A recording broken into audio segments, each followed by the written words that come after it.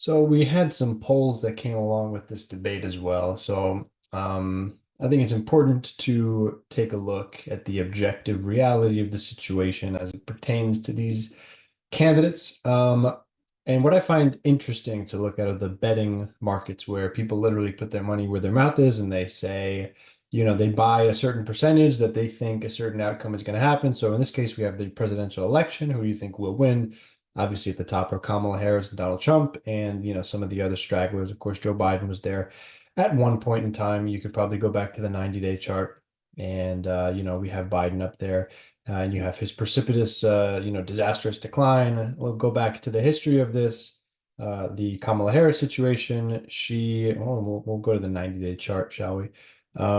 She began her surge at the same time as the Biden collapse, and then there was the eventual official dropping out announcement of Joe Biden, and Kamala jumped at first, still to a slight underdog in terms of the betting markets. Trump still ahead.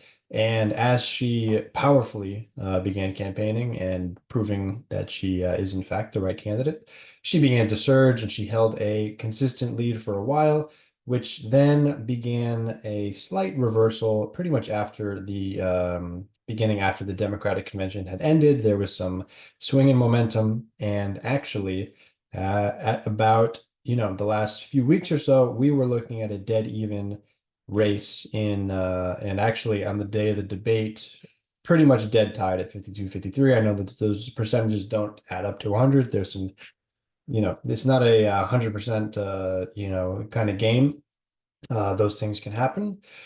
But what I find quite interesting is that when you go and look at the 24-hour chart, the pretty much the when the debate got started, people started making up their minds and actually started investing more into Kamala Harris. So Kamala went from 52, 53 to a peak of 57%, cents in this case, and then she settled in at about 56%. Trump collapsing from 52 down to about 46. So we are now looking at about a 10 point gap in terms of what people are doing with their money, which I find quite interesting. So this is where the pulse of at least the money is in terms of what people think is going to happen. You could say Kamala coming out as a slight favorite once again, sort of coming back to her pre-convention or sort of, pre-post-convention bump that she was experiencing. We're right back at about that status quo.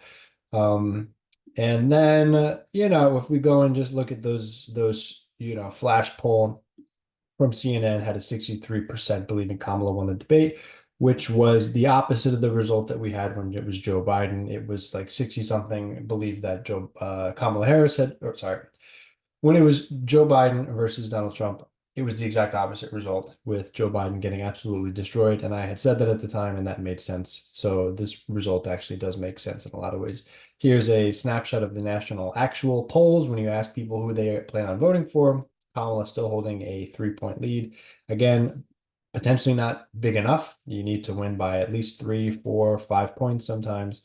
And then, of course, there are the swing states and the independents that are going to basically, well, not basically, but they are going to determine this election.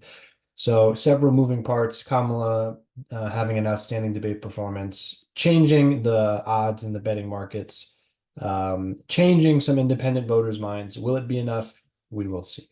So thank you for tuning in, and I'll see you guys in the next one.